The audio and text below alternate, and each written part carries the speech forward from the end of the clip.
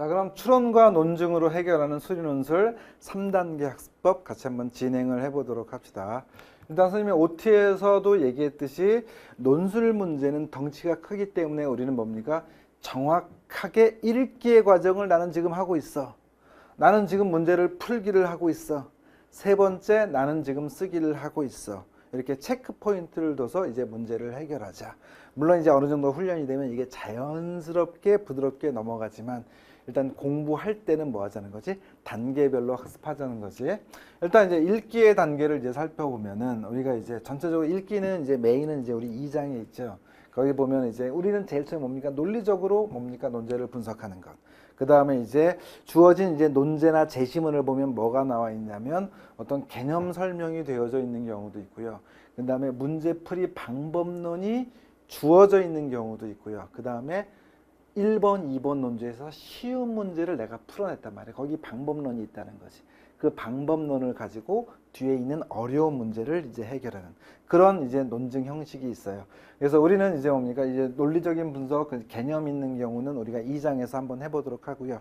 1장에서는 이제 뭘 할 거냐면 제시문에 문제풀이 방법론, 풀이법이 나와 있는 문제에 대해서 우리 같이 한번 고민해 보도록 할게요. 선생님이 요 풀이법이 나와 있는 문제를 제일 1강에서 하는 이유가 여러 가지 이유가 있는데 그 중에서 하나가 뭐냐면 여러분이 한번 보라는 거예요. 대학 교수님이 답안을 어떻게 작성했나. 알겠어요? 그래서 그거 우리 흉내 내기 위해서 우리가 쓰기를 쭉 배우는 거라고 생각하시면 돼요. 그 다음에 이제 마지막으로 이제 단계별 논제 이해인데 단계별 논제 이해는 뭐냐면 대표적인 대학이 연대죠. 연대는 한 세트 문제가 있으면 1번, 2번, 3번이 있단 말이야. 이 뒤에 있는 문제는 뭐라는 거지? 앞에 있는 문제를 뭡니까? 어떤 공식 또는 방법론으로 사용하는 문제인 경우가 상당히 많이 나왔어요. 거의 95% 이상이 그렇게 나왔어요. 그래서 우리는 이제 이런 단계별 논제를 이제 해결하는 법을 읽기 측면에서 여러분이 이제 배워야 되는 것. 뭐 이때 뭐 나중에 이제 요거 이제 읽기에서 좀 자세히 설명할 건데 여기 선생님이 이렇게 얘기해. 야, 뒤에 있는 문제가 안 풀려? 야, 그러면 15도를 눈을 치켜떠봐. 거기에 뭐가 있니? 이전 논제에 답이 있잖니? 풀이법이 있잖니? 거기에 뭐가 있어? 우리 문제에 풀이법이 있다. 뭐 이렇게 이제 강조를 하기도 해요.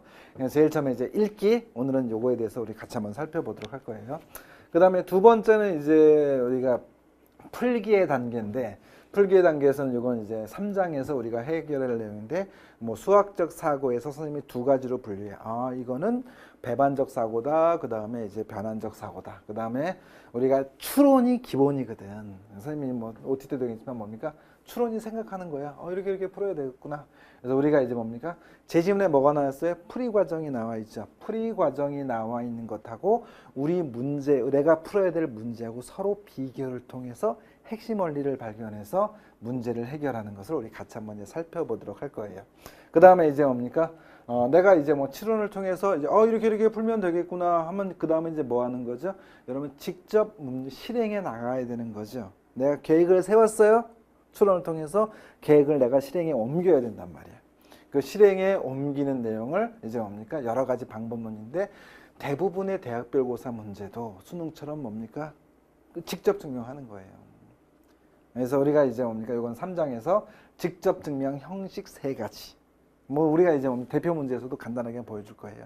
간접 증명, 그 다음에 마지막으로 이제 수학적 귀납법에 대해서 연습할 거고요. 그 다음에 중요한 게 이거죠. 논증 형식에 따른 식의 계산. 식이 뭐냐에 따라서 단원이 바뀌는 거지. 야, 적분 나오고 뭡니까? 미분 나왔어. 그럼 뭡니까? 미적분 문제가 되는 거지. 벡터 나왔어. 그럼 뭐가 되는 거지? 순서상 나오고 벡터 나왔어요. 벡터 문제가 기백 문제가 되는 거고 수열 나왔어. 수열 문제고 확률 변수 x 나왔어. 그러면 확률 변수 문제지 별거 있어요. 그래서 이제 뭐냐면 각 단원별로 우리가 뭡니까? 논증 형식에 따른 식의 계산 능력을 배워야 되는데 이거는 우리 강의에서 많은 것을 하는 건 아니고요. 그 이제 우리 이건 기초편이니까 우리 기본편에서 미적분합편, 확률통계편 이제 그쪽에서 우리가 계속해서 진행을 할 내용 중에 하나예요. 자, 그다음에 이제 우리가 이제 오늘 이제 요 대표 문제로서 이제 요 쓰기에 대해서 한 2가지 정도만 살펴볼 건데 기본적으로 초급 과정은 그거예요. 완성된 문장으로 우리는 답안을 작성해야 된다. 수식 플러스 그림, 표 등을 이용해서 답안 작성하기. 오늘 같은 경우는 이제 뭡니까? 제시문의 풀이 과정에 그림이 나와 있잖아. 대표 문제 1번은. 그림을 이용해서 이제 뭡니까? 답안 작성하는 것을 우리가 흉내 내기를 한번 해보도록 합시다. 그 다음에 이제 논리적인 답안 작성을 이제 하는 방법. 우리는 이제 해설서를 쓰면 안 되고 뭡니까? 간략하게 답안 쓰는 법을 우리가 대학 교수님이 쓰신 거를 감상함으로써 우리가 같이 한번 연습 한번 해보도록 합시다. 뭐 자가참사권 우리 마지막 장에 있는 이제 읽기 단계에서 우리 같이 한번 강조해 보도록 할게요. 선생님이 지금까지 설명한 내용들은 이제 뭡니까? 약간 이제 뭡니까? 총론적인 내용이라서 선생님이 강의를 딱 처음 들으면 처음에 총론 얘기를 들으면 저 인간 무슨 소리 하나 눈에 잘 안 들어오죠. 선생님이 이런 총론 같은 경우는 이제 뭡니까? 옛날에는 좀 자세히 좀 설명을 했었는데 저는 무료 특강에서 좀 자세히 설명했어요. 뒤쪽에 이제 뭡니까? 여러분이 강의를 다 들은 다음에 앞에 한번 보세요. 선생님이 이걸 왜 강조했는가? 선생님이 이제 이런 말을 좀 가끔 이제 하는데 뭐냐면 여러분이 설명 들을 때 뭡니까? 눈에 잘 안 들어오면 귀등으로만 들린단 말이야. 직접 가서 막 헤매야 돼. 헤매다 보면 정재훈 저 인간이 왜 저런 걸 강조하고 있구나. 그런 걸 여러분이 파악하고 그것을 이제 이해하고 이제 해결하려고 노력하시기 바랍니다. 자, 그러면 우리 빠르게 이제 대표 논제 1번을 같이 한번 살펴보도록 합시다. 이거는 이제 연세대 변형이라고 하는 연세 좀 오래된 문제예요. 그래서 이제 뭐냐면 제시문에 뭐가 나왔어? 이게 어떤 질문 내용이야. 그 다음에 이제 보통 이제 논술 문제 같은 경우 문제 제시문이 길기 때문에 이런 게 피트 띄어서 하는 게 좀 불편해요. 그래서 제시문 한 3줄 정도 있고요. 그 다음에 여기 뭡니까? 여기 이제 어떤 문제가 있고 문제풀이 방법론이 이제 설명되어 있어요. 문제풀이 과정이 설명되어져 있어요. 제시문이 그렇게 주어져 있고 그 다음 뭡니까? 논제가 이렇게 주어져 있다. 자, 그러면 우리 같이 위로 올라가서 살펴보도록 합시다. 이 문제는 이제 뭐가 나와 있다는 거지? 풀이 과정이 나와 있는데 참고로 요 최근에 연대는 이런 풀이 과정이 나오는 문제는 아니에요. 아까 얘기했지만 이걸 선생님이 일종의 대표 문제로 여러분한테 제시하는 건 뭡니까? 교수님이 쓰신 답안을 한번 음미하라는 거예요. 알겠습니까? 자, 그리고 이제 뭐 이런 유형은 지금 의대 중에서 대표적인 대학이 뭐냐면 아주대. 제시문에 풀이 과정이 나와. 그 다음에 경북대. 거기도 제시문에 풀이 과정 나오고 네모 빵꾸 터져서 빵꾸 채우는 문제. 그렇게 이제 두 대학이 대표적인 대학이고요.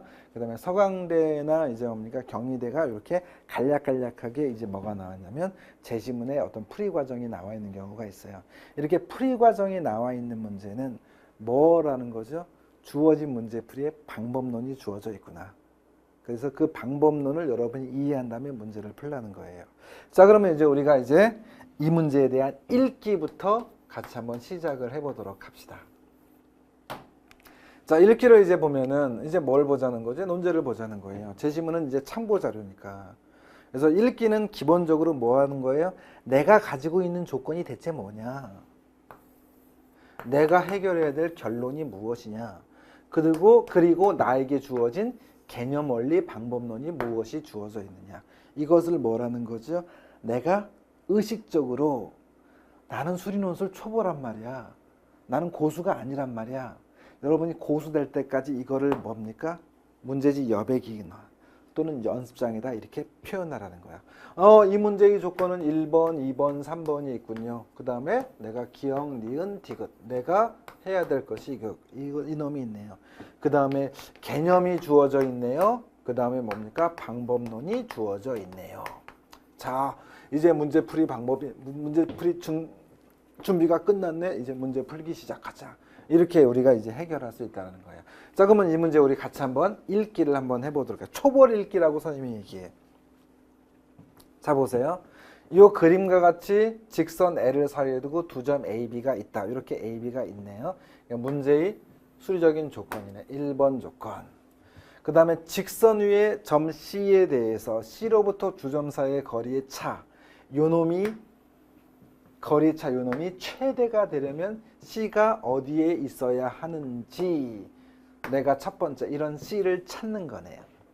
그 다음에 기억이라고 할게요. 내가 증명해야 될 거는 그 다음에 논리적으로 설명하시오. 찾기만 하면 안 되는 거죠. 찾은 다음에 내가 그것을 근거를 제시해야 되네. 그래서 내가 이제 핵심 문구로서 내가 찾아야 될 거, 내가 이제 뭐 답안에 여러분이 있어야 되는 것이 찾았다는 게 있어야 되는 거고, 그 다음에 그 찾은 것이 실제로 차가 최대가 된다는 것을 여러분이 논리적인 설명을 하면 되는 거죠. 다른 건 내가 쓸 필요가 없다는 거죠. 맞죠? 정확히 내가 해야 될 것을 여러분이 파악하는 단계.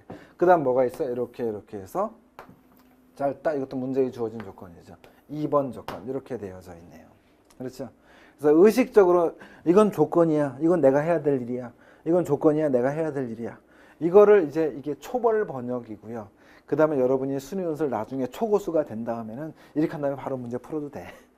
근데 선생님 이런 기초편 강의 들을 때는 반드시 여러분이 이렇게 하세요. 제발 부탁이에요. 알겠어요? 네. 여러분이 이제 선생님이 왜 이런 걸 강조하는지 지금 첫 강의를 듣는 친구는 잘 모르는 경우가 꽤 있어요. 알겠어요? 왜 모르냐면 저걸 굳이 왜 하지? 다 써져 있는데 실제로 많이 깨져봐야 돼. 여러분 선배들이 워낙 많이 깨졌어요. 선생님이 1년에 이제 뭡니까? 현장 강의 답안을 거의 10,000장 가까이 보거든. 학생들이 뭡니까? 자기 뭡니까? 문제를 잘 읽는지 알아. 잘 읽는지 알고 뭡니까? 아, 실수했어요. 뭐 실수는 뭐 실수야? 그게 실력이에요. 알겠어요? 아, 문제 순간적으로 요거 빼먹었어요. 우리 강의에선 빼먹으면 뭐 상관없단 말이야. 뭐 빼먹었네요. 아유, 다음에 잘하면 되지. 그게 아니란 말이에요. 여러분 뭐 시험 볼 때 뭐 빼먹으면 어떡하니? 딴 대학 알아봐야 되잖아. 심한 경우는 1년 더 해야 되는 거잖아. 어차피 수능 이후에 여러분이 논술 시험을 본다는 것은 수능 망쳤기 때문에 어느 적당히 망쳤기 때문에 시험 보는 거잖아. 그래서 중요한 거예요. 여기 읽기 이렇게. 그래서 내가 이제 가지고 있는 조건이 무엇이냐 쓰자고요. 1번 조건.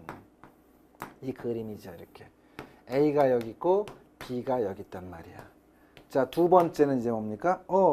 B에서의 직선 L사의 거리가 이제 A에서 직선 L사의 거리보다 딱 작다. 여기 이렇게 합시다. 여기를 A라고 할까? 여기를 B라고 합시다. 여기를 A라고 하고 여기를 B라고 합시다. 그럼 뭡니까? A가 B. 이런 조건이 있네. 이런 두 가지 조건 하에서 내가 증명해야 될 것이 뭡니까? AC 빼기 BC 선분. 요 길이가 최대가 되는 C가 무엇이냐? 첫 번째 질문이 그거고요. 두 번째는 이제 그 근거를 논리적으로 설명하라 그랬네요. 이렇게 두 가지 질문 내용이 있네. 자, 그러면 이 문제를 잘 보면 이 문제 자체는 뭐니? 하나의 완결된 문제지. 재심은 없어도 되는 거죠. 그래서 이 문제는 이제 우리가 두 가지 접근법을 생각할 수 있어요. 야, 이 문제 재심은 참고하라는 말이 있니 없니? 없네. 그럼 여러분 머릿속에 이 문제 풀이법이 있으면 그냥 풀면 돼. 알겠어요? 재심은 이용 안 해서 좀 찜찜할 수는 있죠. 알겠어요? 그래서 나는 이 문제 어떻게 푸는지 알아? 그럼 재심은 뭡니까? 무시하고 그냥 바로 문제 풀어도 상관없다라는 거예요. 그런데 이런 게 여기 있었어요. 단 재심문을 참고하여. 재심문을 참고하여라는 말이 있는데 여러분 머릿속에 있는 뭡니까? 풀이법으로 문제를 푼다면 심한 경우는 뭐라는 거예요? 빵점 받을 수 있어요. 여러분이 항상 주의를 좀 해줘야 되는 내용 중에 하나입니다. 자, 그러면 우리가 이제 이 문제는 내가 인식했어요. 우리가 이제 뭡니까? 이거 뭐 혹시 뭐 수학 열심히 한 친구는 이거 어떻게 푸는지 바로 아는 친구들도 있어요. 우리가 이제 일종의 시뮬레이션 하기 위해서 내가 풀이법을 모른다고 합시다. 그리고 이제 풀이법을 모르니까 뭡니까? 제시문에 매달려야 될 거 아니야. 제시문에 뭐가 나와 있지? 어떤 문제가 나와 있고 그 문제 풀이법이 나왔다. 그러니까 이거는 뭡니까? 뭘 준 거죠? 문제풀이 방법론을 준 거예요. 그래서 어떤 문제에 대한 문제풀이 방법론을 주고 있고요. 그 방법론을 여러분이 제한된 시간 안에 이해한 다음에 그 다음에 문제를 풀어내라 이런 거네요.